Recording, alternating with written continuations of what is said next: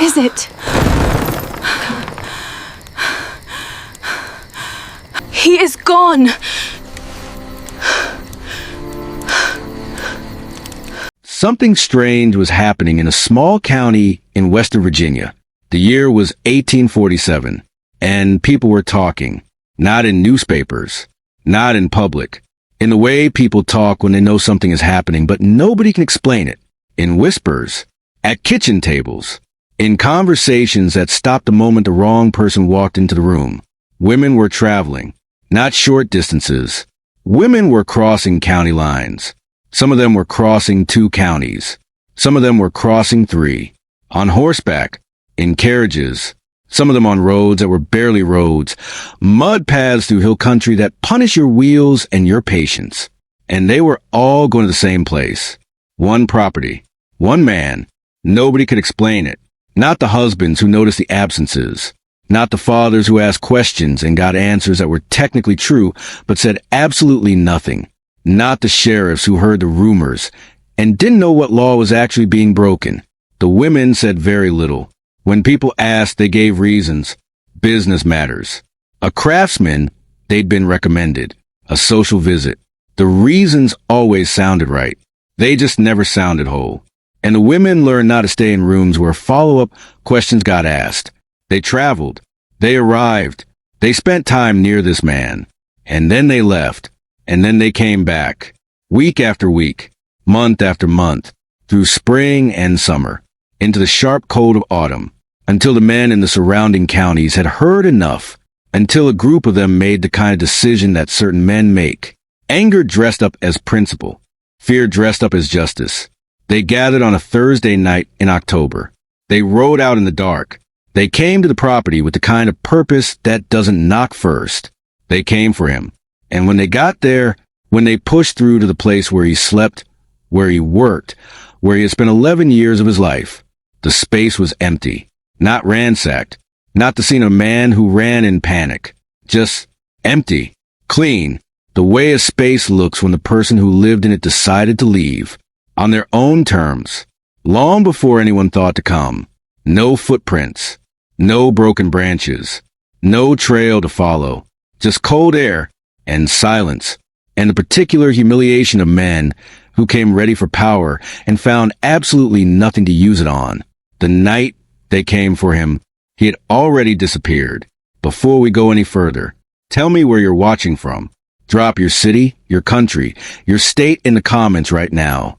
I want to know who's in this room with me. And if you haven't subscribed yet, do it now. Stories like this one don't find you by accident. Subscribe. And let's go back to the very beginning. To understand Samuel, you have to understand the world he woke up in every single morning, not as a history lesson, as a physical reality, as the specific weight of a specific life in a specific place.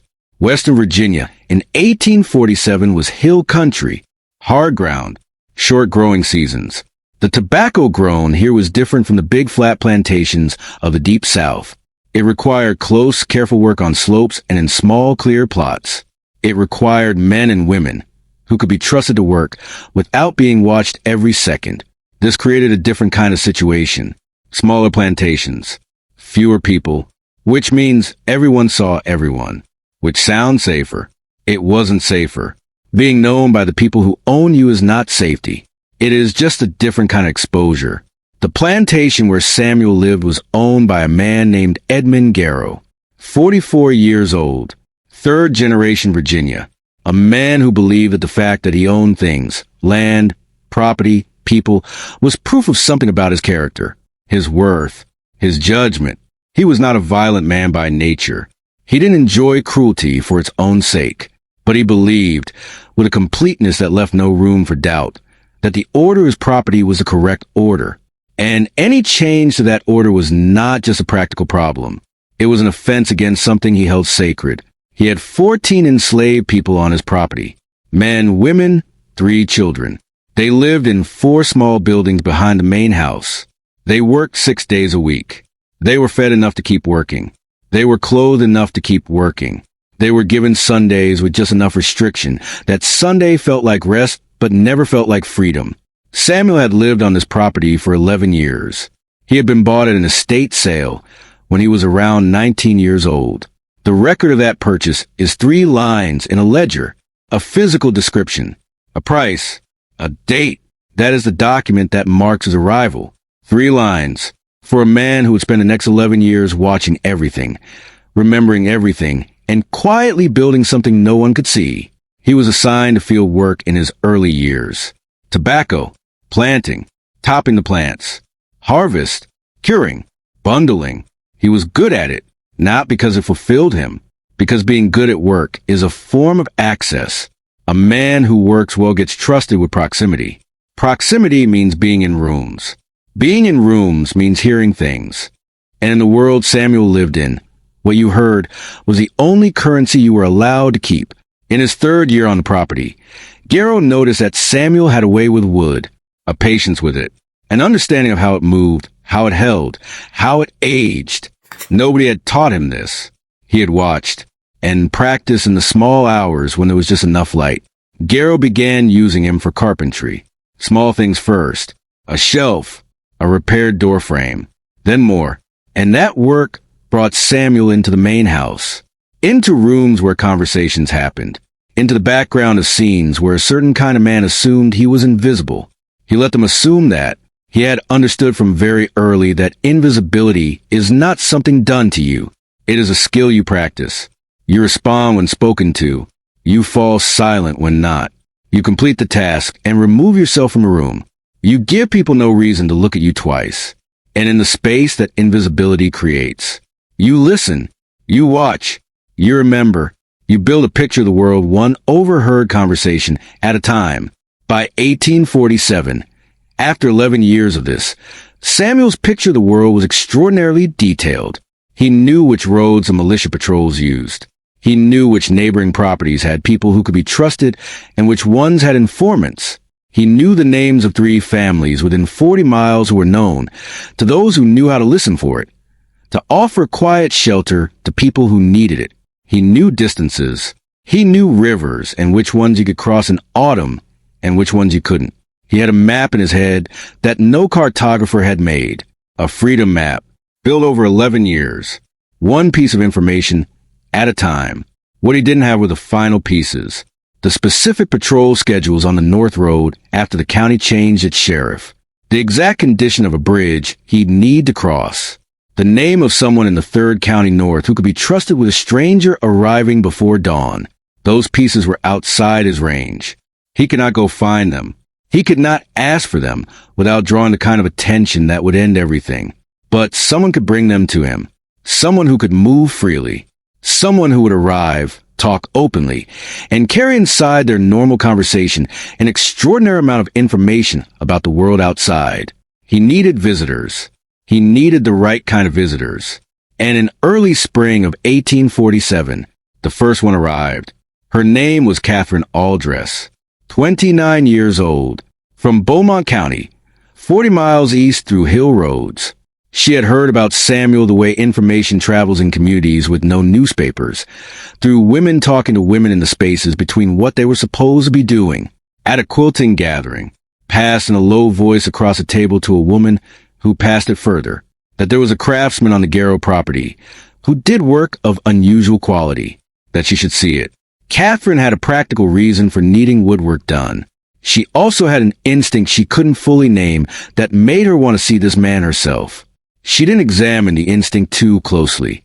She made arrangements. She told her husband she was visiting a cousin. She wasn't visiting any cousin. She packed for an overnight stay. She hired a boy to drive the carriage. She set out on a Tuesday morning in April, when the roads were bad but passable. The drive took most of the day. She arrived in the late afternoon. The light was coming in low and gold through the trees on the west side of the property. Garrow met her at the gate. He brought her inside. He offered refreshment. He sent for Samuel. Samuel was in the east field when the message came. He had been working since before sunrise. His hands were rough from the soil. His back carried the ache of a man who had been bent over work for 8 hours. He washed his hands at the water trough. He straightened his shirt. He walked to the main house at the pace he had practiced for years. Not fast, not slow. The pace of a man doing exactly what he was supposed to do. Nothing more. He stepped into the room. He looked at her. Now, let me describe what happened in that first moment, because it matters. Catherine had expected to see a craftsman, a man she would inspect, a man who would stand slightly back and wait to be addressed. That is not what she found. Samuel stood in the doorway, and he looked at her the way you look at something you are genuinely trying to understand. Not a stare, not a challenge, just attention, real attention, the kind that most people spend their whole lives never receiving from a single person. Catherine felt at the moment it landed on her. She didn't know what to do with it. Garrow began talking, explaining the commission, filling the room with his own authority. Neither of them were fully listening to Garrow. She asked a question about the wood, not a decorative question, a precise question, the kind that comes from someone who has actually held wood in their own hands and thought about it. Samuel answered her directly, not with the distance he used with Garrow, with the specificity the question deserved, like he was talking to someone who was actually in the room. She asked another question. He answered, and somewhere in those exchanges, something happened that neither of them would have been able to name out loud. The room got smaller, not physically. The air between them became the most important air in the building. Garrow's voice became something in the background sound, like wind. Catherine asked about the grain direction of a specific cut. Samuel reached past her, close in the task required, to lift a sample from the bench behind her. His arm passed near her shoulder. Neither of them moved away. For 1 second, maybe two, the distance between them was a distance between two people who had both decided not to step back. He placed the sample on the bench. He showed her the grain. His voice stayed even. His hands were steady. But he had seen something in the half second when she didn't move. Not desire. Not foolishness. Something more considered. The response of a woman who was deciding something. Actively. In real time. And he filed that away the way he filed everything. He asked his questions, woven into his answers, so soft they barely sounded like questions. He asked about the road she had taken. Mild curiosity. Which fork was easier these days? She answered without thinking. She said the lower valley was fine, but she had come north because the Harwell Bridge was repaired, that the militia post on that road had moved, that the new sheriff had pulled his patrols down to the south routes. She said it the way you say something obvious. Background information. Samuel looked at the wood in front of him. He ran his thumb across the grain. Slowly. He was not thinking about the wood. He was memorizing what she had just told him. The militia post had moved. The north road was clear on weekday nights. He had suspected this for months. Now he knew. One sentence from a woman who thought she was talking about roads had just closed a gap in his map he had been working around for 4 months. He looked up. He told her he could complete what she needed. She nodded. She stood. She shook Garrow's hand. She walked back to her carriage. She untied her horse slowly, slower than necessary. She stood in the fading light for a moment before she climbed up, not looking at anything obvious, or looking at something no one else could see. She came back 3 weeks later. In those 3 weeks, Catherine, all dressed, did something she couldn't explain to anyone who asked. She thought about a question. Not the question she had asked Samuel. The question he had asked her. About the road. About the North Fork versus the Lower Valley. She had answered automatically. Then she had driven 40 miles home. Put her bag away. Sat at the kitchen table while her husband talked about something she didn't hear. And she had thought about why a man who never left his property would need to know about patrol routes and road conditions. She sat with that question for 3 days before she let herself answer it. And when she answered it, she sat with the answer for another week before she decided what to do. What she decided was this. She had more information. She knew distances. She knew which farmhouses along which routes were occupied by which families. She knew things she had never thought of as information before. She thought of them that way now. She made arrangements. She said she needed to follow up on the woodwork order. She set out on a Tuesday morning. Again, the second time Catherine came, something was different. She walked in like a woman who had made a decision, not the curious arrival of a first visit. This was purposeful, deliberate.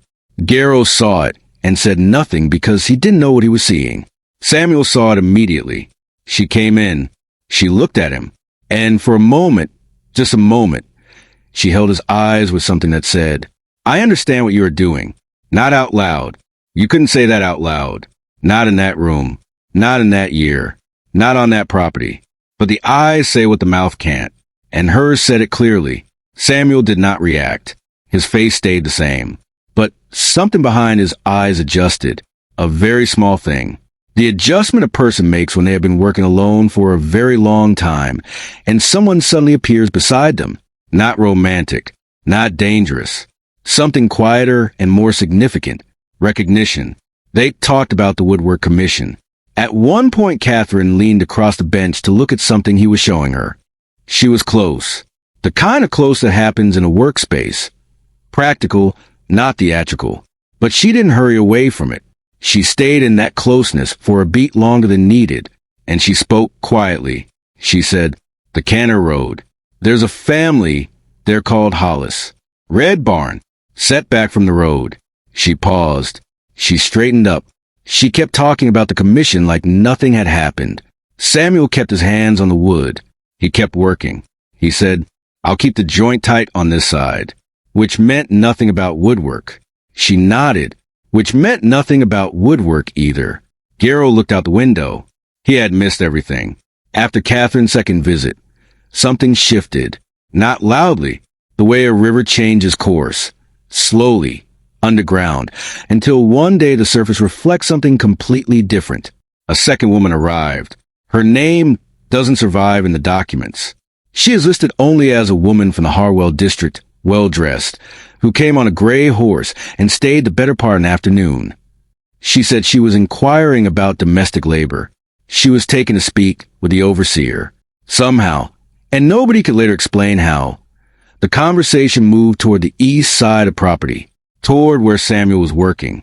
She stood near the field for about an hour. She watched him work. Occasionally she asked something. He answered, but there were moments, small moments. She would ask a question and he would look up at her, fully, without the performance of deference, and the answer he gave was for the question underneath the question. She felt it. You could see it in how she stood, how she shifted her weight, how she found reasons to stay a little longer than she had planned. She left before supper. She came back the following month. A third woman came. Her name was Eleanor Vass, nearly 60 miles south, the wife of a minor county official. She arrived in July with a specific question about a cabinet. She was a woman who talked a lot, the kind of talking that comes from a person who's been lonely in ways she doesn't discuss and fills silence with observation. She talked about the roads. She talked about families she knew along various routes north. She mentioned the Hollis farm. She described them as good people, quiet people.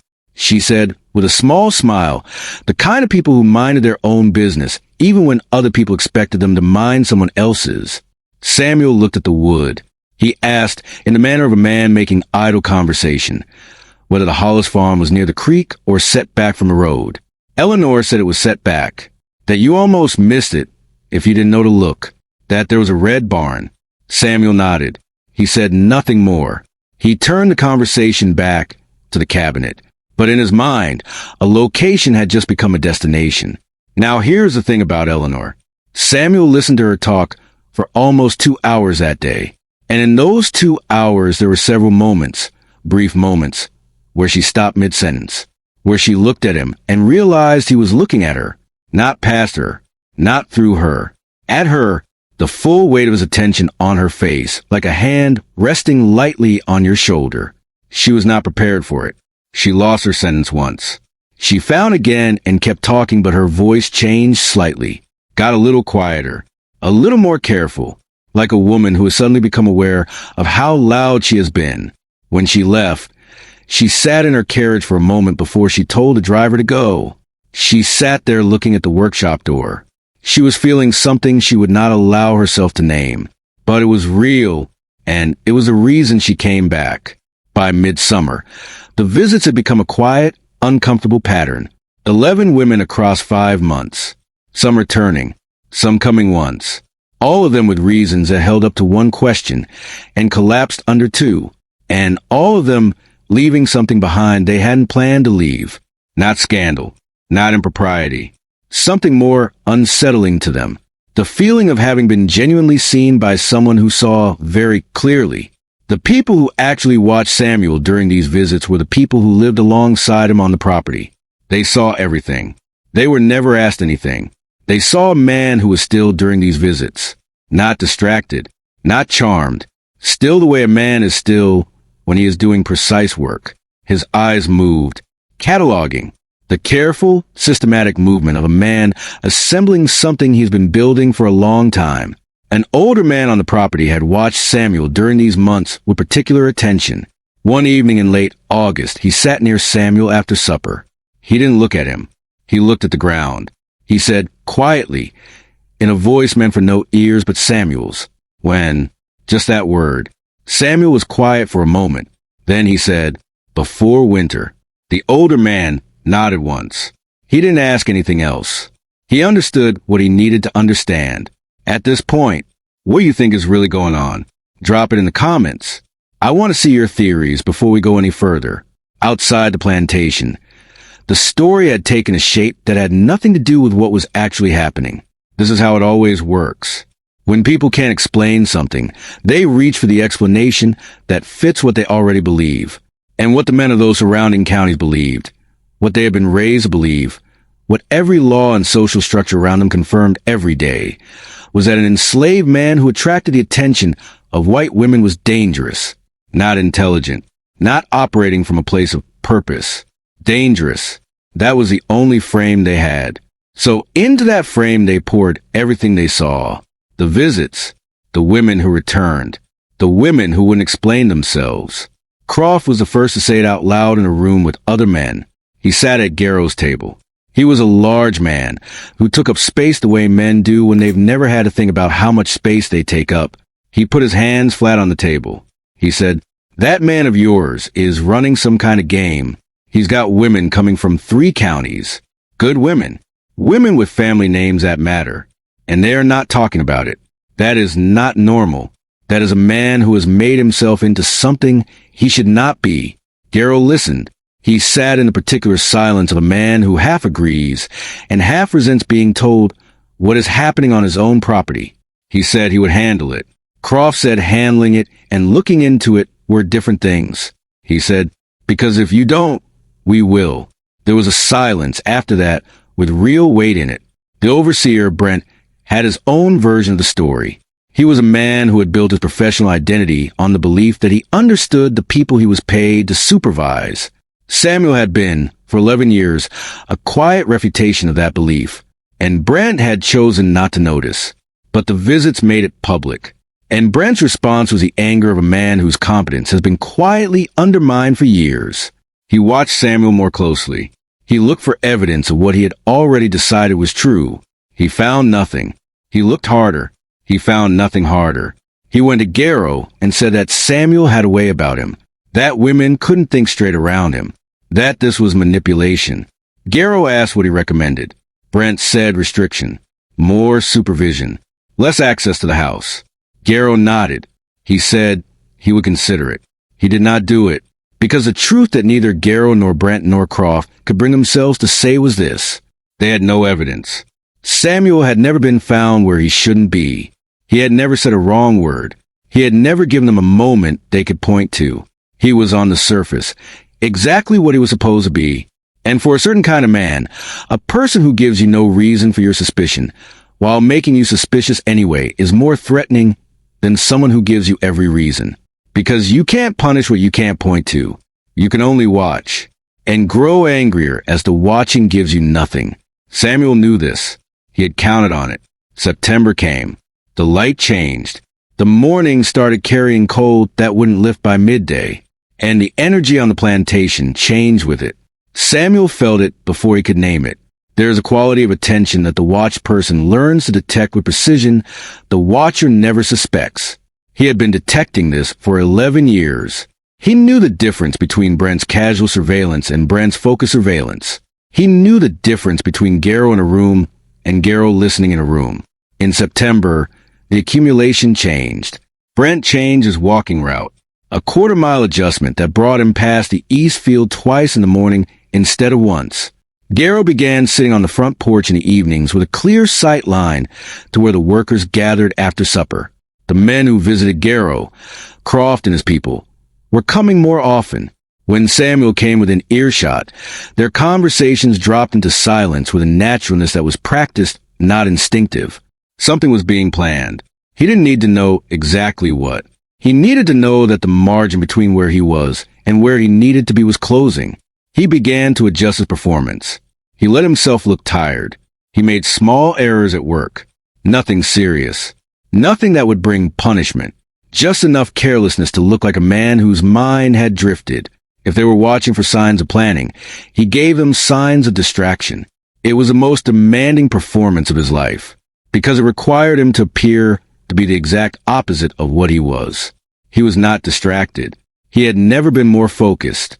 He was running the final calculations of something 11 years in the making. He was counting days, checking the map in his head, identifying the last things he needed to know, and waiting for one woman he had not yet met to arrive.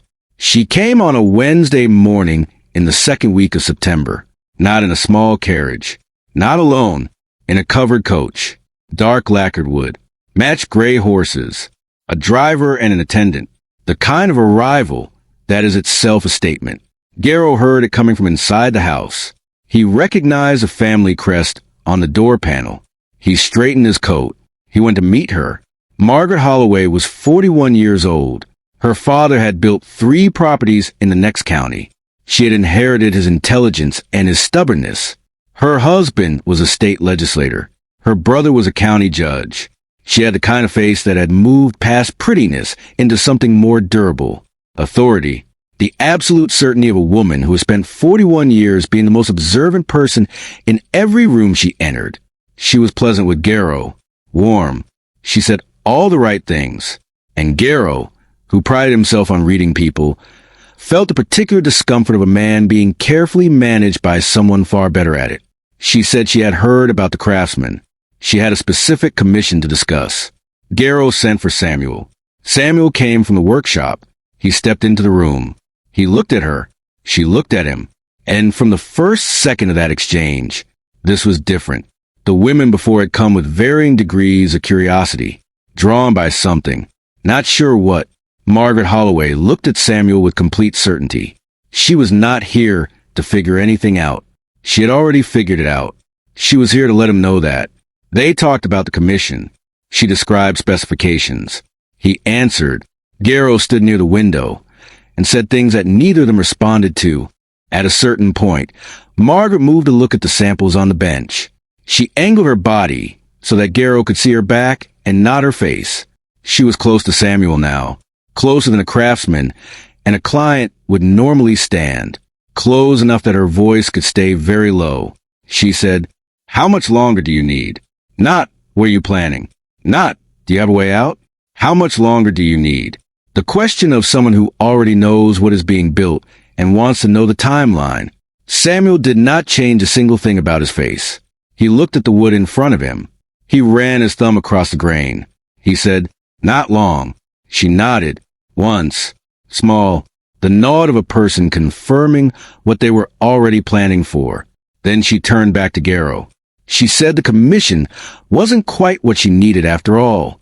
She thanked him for his time. She wouldn't be returning. She walked back to the coach. Garrow watched it go down the road and disappear in road dust. He had the feeling of a man who was present for a conversation and still somehow missed it. He was right. But here is what nobody saw. In the moment before Margaret turned away, in the half second between her nod and the turn back to Garrow, she looked at Samuel one more time. Not long, less than a second. But in that look was everything that could not be said out loud in that room in that year on that property. Acknowledgement, respect, and something that might have been, in another world, in different circumstances. The quiet grief of two people who recognized each other clearly in a situation that gave them nothing to do with that. Samuel held her eyes for that half second. Then she turned. Then she was gone. He turned back to the wood. His hands were steady. His face showed nothing. But something in him had settled, the way something settles when a long, uncertain period comes to a close, when you know the last piece has just been placed. If you're still here right now, you already know this story is different. Share it. Send this to someone who loves real history, someone who needs to hear what they were never taught. October came cold and fast. The leaves turned all at once that year, red, yellow, brown, like the season was in a hurry, and the pressure on the Garrow property hardened into something with edges. Croft came back. He brought 2 other men. They arrived in early evening and stayed past dark. Samuel was not in the house, but a woman named Delia, who worked in the kitchen, moved quietly through her work during that meeting. Delia had spent 19 years on that property, developing the skill of a woman who understands that the conversations happening around her are more important than the conversations happening to her. She heard most of what was said. She described it later to a Freedmen's Aid organization in 1869, when the need for secrecy had passed. She said the men talked about removal.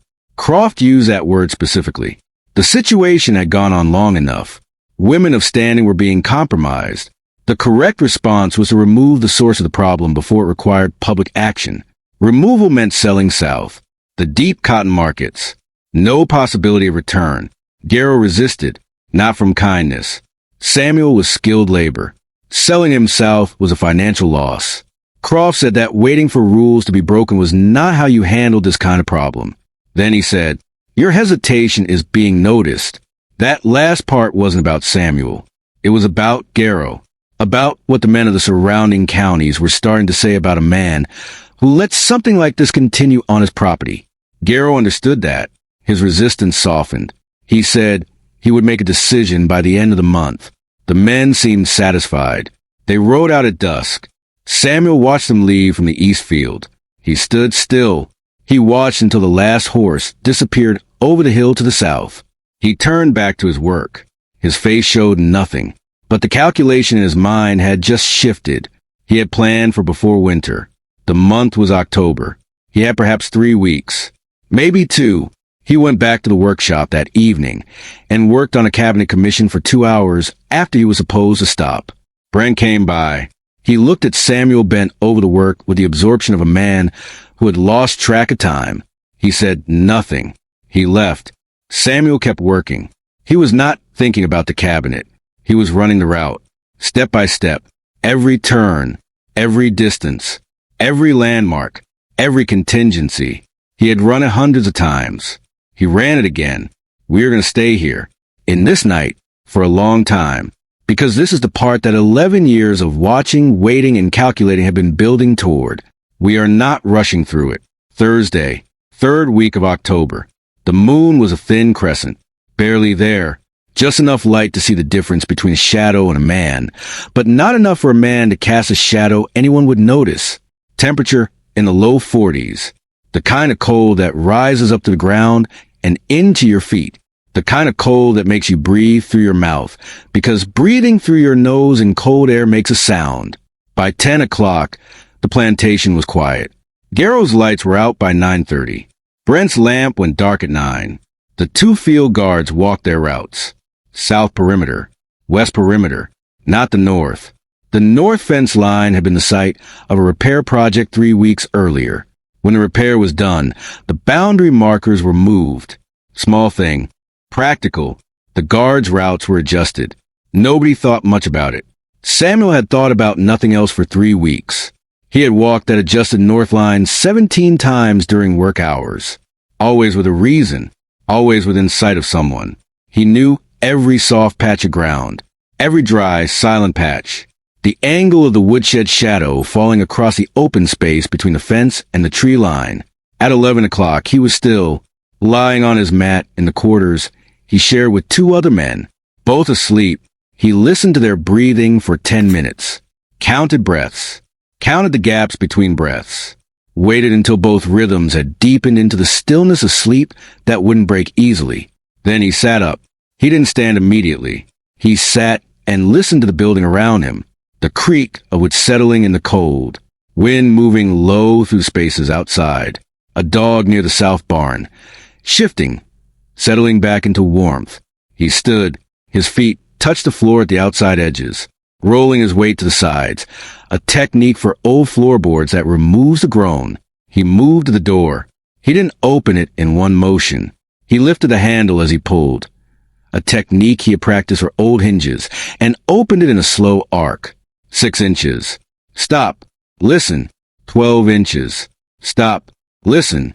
He slipped through and eased it back until the latch caught with a sound no louder than a breath. Outside, the cold hit him like a hand on his chest. He pressed his back against the building wall. He stood there for 2 full minutes. Still, completely still, the way he had been still in rooms full of people who looked past him his entire life. His eyes adjusted. The thin moon gave him shapes. The woodshed, the water trough, the fence line, the darker mass of the tree line beyond the north boundary. He moved. First cache location, behind a loose board on the east wall of the woodshed. He had loosened that board 8 weeks ago during a repair job he had been assigned. He had worked slowly that day, done other things first, made sure Brent had come through twice and seen him working normally. And then, in one motion, while his body blocked the view from the direction of the house, he set the board so it would hold under casual inspection, but release with specific pressure. He pressed it now. It released. His hand found the cloth bundle. He pressed the board back. Inside the bundle, a folded piece of cloth for warmth. A small quantity of food, dried and dense, gathered over weeks in amounts too small to be noticed. A quantity of coins, small, accumulated through the kind of transactions that happen on the margins. Small amounts given for small services, a portion passed on by Garrow, as was sometimes the custom. Not much. Enough. He moved to the second location, the water trough at the north edge of the field. He moved through the open space with his body low, not crawling, not running, moving like a man who has made himself smaller than his size. His feet found the dry, silent ground. His body stayed in the woodshed shadow as long as the angle allowed. When the shadow ran out, he was in open ground. 11 steps. He knew exactly how many. He reached the trough. He crouched. He stayed still. From the south, footsteps on dry ground. The guard, the particular rhythm of a man walking a familiar route without thinking about it. The footsteps moved across the south boundary. They did not turn north. They would not turn north for another 9 minutes. He had 9 minutes here. He needed 2. He reached beneath the trough to the loose stone. He had worked free over 3 separate work assignments at this end of the field. A quarter turn. A press. His fingers found the cloth. He pulled it out. He replaced the stone. He moved. Third location. The most dangerous. Near the north road. 30 feet from the boundary of the property. In the open space between the last fence post and the tree line. He had placed it there 6 weeks ago during a fence repair, in a moment that lasted 4 seconds and had been prepared for with a week of planning. He moved along the shadow line of the fence. The thin moon cast thin, dark bars from the posts across the ground. He stayed in those bars of shadow. He reached the last post. 30 feet of open ground between him and the tree line. He stopped. He listened. He counted. The south perimeter guard was at the farthest point of his route. The west guard had passed 8 minutes ago. He had approximately 6 minutes before either guard could be in a position where this 30 feet was visible. He needed 15 seconds. He moved. He walked fast. Head low. Arms close. Feet reading the ground. He reached the spot. 3 feet inside the tree line. A flat stone with a slight overhang. He moved it. His fingers found the bundle. He took it. He replaced the stone. He was in the trees. He pressed his back against the first large trunk. He breathed. In through the mouth. Out slowly. 3 breaths. He looked back at the property. The shapes of buildings. The faint glow of the kitchen house. The darkness of the main house. The guard, far away, turning at his boundary mark, beginning his return. No alarm. No shout.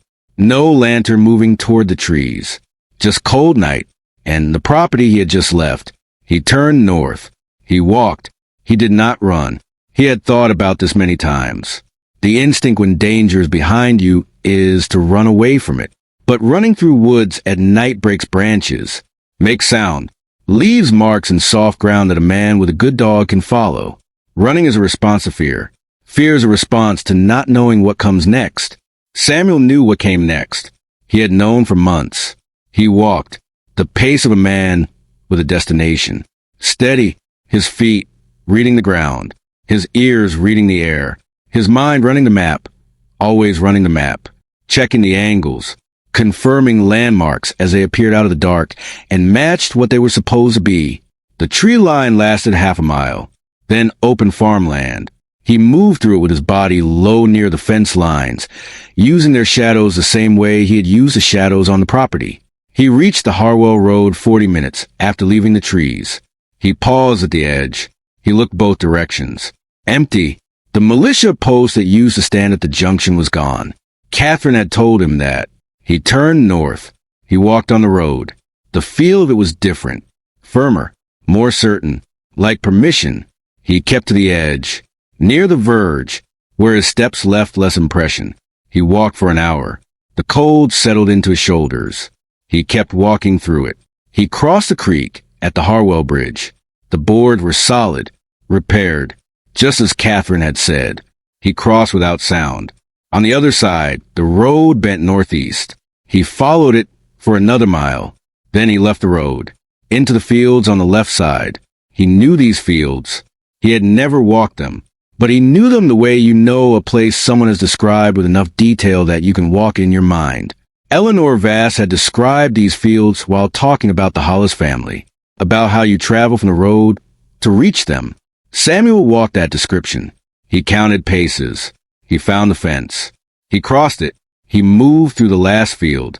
A dark shape appeared ahead. A barn. Red paint.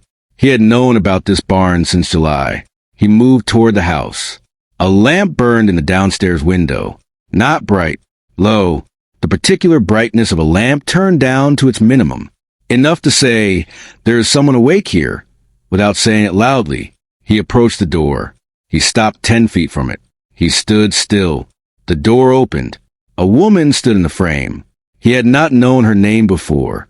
He would learn it later. She held the lamp at her side. She looked at him. Her face showed neither surprise nor performance. Just relief.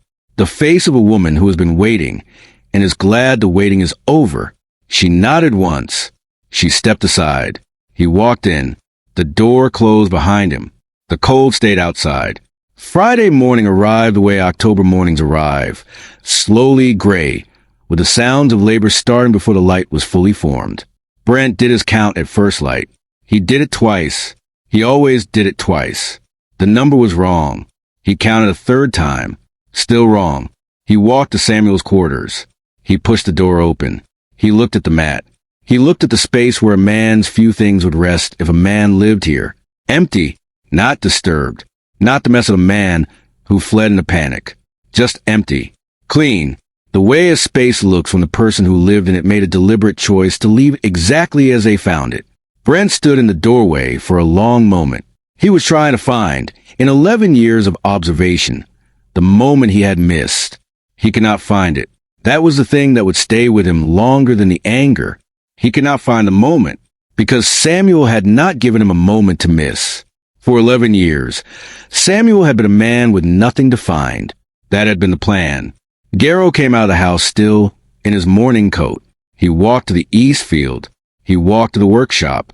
He walked to the north fence line. He walked back and forth across the north boundary for 20 minutes, bent low, looking at the ground the way a man looks when he is certain the evidence must be somewhere.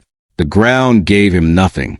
No footprints in the soft places, because Samuel had known where the soft places were and had stepped around them. No broken branches in the tree line, because Samuel had moved through that line at a pace and with a care that left the branches exactly as he found them. No trail, no direction, no beginning of a story he could follow to its end. Garrow stood at the north fence line in the October morning with cold coming off the fields. His face was red, not from cold. His hands were shaking slightly, not from cold. He turned and walked back to the main house without speaking to anyone he passed. He sent riders out on 3 roads. The South Road, the East Road, the West Road. He did not send a rider north.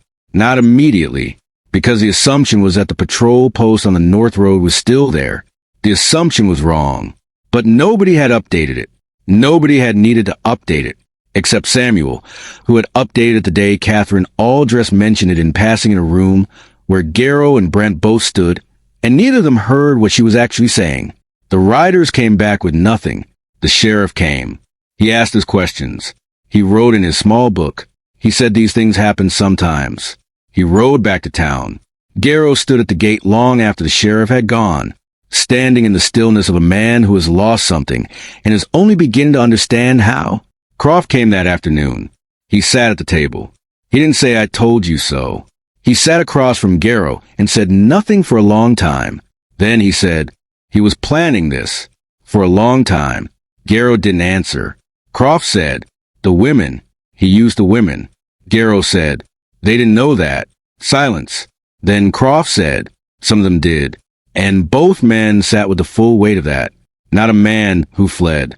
A man who had constructed, over months, a network of information using the very thing they had thought was his weakness. Their assumptions had been the architecture of his freedom. Here is what they missed. Here is what nobody watching from outside understood until Samuel was far beyond their reach. The visits had not happened to him.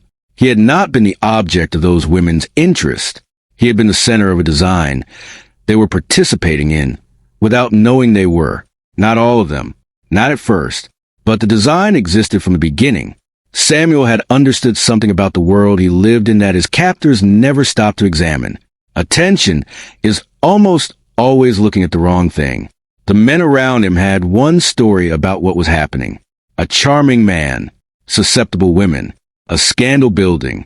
That story was so available, so immediately satisfying to their assumptions, that they climbed inside it and never looked out. While they were inside that story, Samuel was operating in the real one. He had needed information he couldn't safely seek. He had needed people who could move freely across the landscape he was trapped inside. He had needed visitors. And he understood that a woman of standing, arriving with plausible purpose, would be received, given freedom of movement, and would carry inside her ordinary conversation an extraordinary amount of information about the world outside. He had not manufactured the first visits. Those came on their own.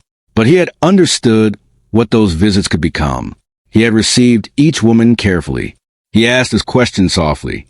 He took what each woman carried without knowing she carried it, and he stored it, piece by piece, route by route, name by name, house by house, until the map was complete enough to walk. Catherine had understood first. On the drive home after her first visit, something in her mind kept turning. Why would a man who never left his property need to know about patrol routes and road conditions? She sat with that question for 3 weeks. She followed it to its conclusion, and when she got there, she understood what she was looking at. Not a man playing a game. A man with a plan and a gap in his information. She had information that could fill the gap. She went back. Eleanor Vass came to her understanding differently. She had talked too much. She knew that, and she had driven home and sat with a memory of how he had listened. Not politely, not performatively, with the specific attention of a man receiving something important. She had thought about what she had said during those 2 hours. The roads, the families, the Hollis farm, the red barn set back from the road. She had sat with that for a long time, and then she had made a choice. Quietly, without telling anyone, the way women in that era made the choices that mattered most. In silence, in the margin of their ordinary lives. Margaret Holloway had not come by accident. She had been told. Not by Samuel directly. By a woman who had been told by another woman who had figured out what the questions were about and started talking carefully to other women who might have figured out too. A small, informal, unwritten, completely deniable network. Women passing information to each other in the margins of their ordinary lives, at the edges of social calls, in brief silences between things that were happening for official reasons. They never met formally. They made no written record. They asked no one's permission. They simply talked the way women talk when they have decided that what is happening around them is not acceptable. Quietly, carefully, with a precision born of knowing that the cost of being overheard was very high. Margaret had been told there was a man on the Garrow property doing something remarkable, that he needed a particular kind of help. that the help required a woman with a certain kind of access and a certain kind of nerve. She had gone confirm it. She confirmed it in 30 minutes. And what happened after was a coordination, so quiet that no official record was ever made. A message sent through channels that don't appear in documents. A family on the Canner Road, told to expect someone. A lamp left burning at the right level. A road left clear on a specific night. Through the particular ability of a woman whose brother was a judge to make sure the right conversations happened in the right rooms. None of this is documented. It was not supposed to be. The women who moved through this story as background detail, as the foolish, inexplicable visitors, a charming enslaved man, had been, some of them, something else entirely. They had been the infrastructure of a plan, not passive, not manipulated, active, choosing, deciding, in the quiet of their own minds, that the correct thing to do with the information they carried was to carry it to the person who needed it. If you made it this far, you understand what this story is really about. It's not about charm. It's not about scandal. It's about a man who spent 11 years thinking clearly in conditions designed to make thinking impossible. And it's about the women who recognized what they were looking at and chose to be part of it. Subscribe, because there are more names like this. More plans, more people who did extraordinary things in the margins of history where nobody thought to look. We will find them. Samuel's name appears in a historical record one more time after the autumn of 1847 in a freedman's register. Ohio, 6 years after he walked out of the Garrow property into the October dark, a man matching his description, using a name the register doesn't connect to any plantation record, a name he chose. The record lists him as a free laborer, a woodworker, unmarried, of notable quietness and good character. One line. Think about what's in that line. A man who chose his name. A man who chose his work. A man who walked out of someone else's definition of him and into his own. Notable quietness. Even then, even in Ohio, even in freedom, the stillness remained. Not because the world demanded it anymore. Because it had always been his. It had never belonged to the world that tried to use it against him. It had been his instrument from the beginning, the most powerful tool a man in his position could have possessed, the ability to be completely present in a room while appearing to be nowhere important at all. He had made a choice long ago to be the kind of man the world could not read. And when the world finally stopped having the power to try, the quietness was still there, still easy. There's a kind of intelligence the world refuses to credit to the people who need it most. Not the intelligence of the loudest man in the room. Not the intelligence of the man with the most land, the most credentials, the most names and ledgers as his property. The intelligence of patience. The intelligence of the person who understands that the most powerful move in an impossible situation is not force, not confrontation, not the dramatic gesture that satisfies a moment and ends a plan. It is time. It is the willingness to work over months and years towards something nobody else can see yet. To hold a goal so quietly it never appears on anyone's face.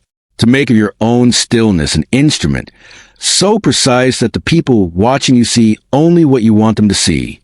Samuel did not escape because the night was dark. He did not escape because the guard were careless. He escaped because he understood that the distance between a cage and an open world is not measured in miles. It is measured in preparation, in information, in the slow, careful accumulation of knowledge used at exactly the right moment. He understood that attention is almost always looking at the wrong thing, and he built an entire architecture, 11 years of it, designed to keep attention looking at the wrong thing for exactly as long as he needed. Some people run when danger comes. They move fast. They move loud. They trust their speed to carry them past whatever is coming for them. And sometimes that works. But Samuel ran years before they came. He ran in stillness. He ran by sitting at a workbench and asking quiet questions about road conditions. He ran by being so exactly what was expected of him that nobody thought to look deeper. He ran long, before anyone knew there was a race happening. And by the time they came for him, by the time those men rode out in the cold October dark with their torches and their certainty and their anger dressed up as justice, he was already somewhere else entirely. already free, already quiet, already himself, already gone. This has been unmarked history. If this story reached you, if some part of it is still sitting with you right now, leave a comment. Tell me what part landed hardest. Tell me what you're still thinking about. Share this with one person who needs to hear what they were never taught in school. And subscribe, because this is what we do here. We find the names that the records tried to lose. We read the margins of history, where the real stories were written. We are not finished. There are more. We will be back.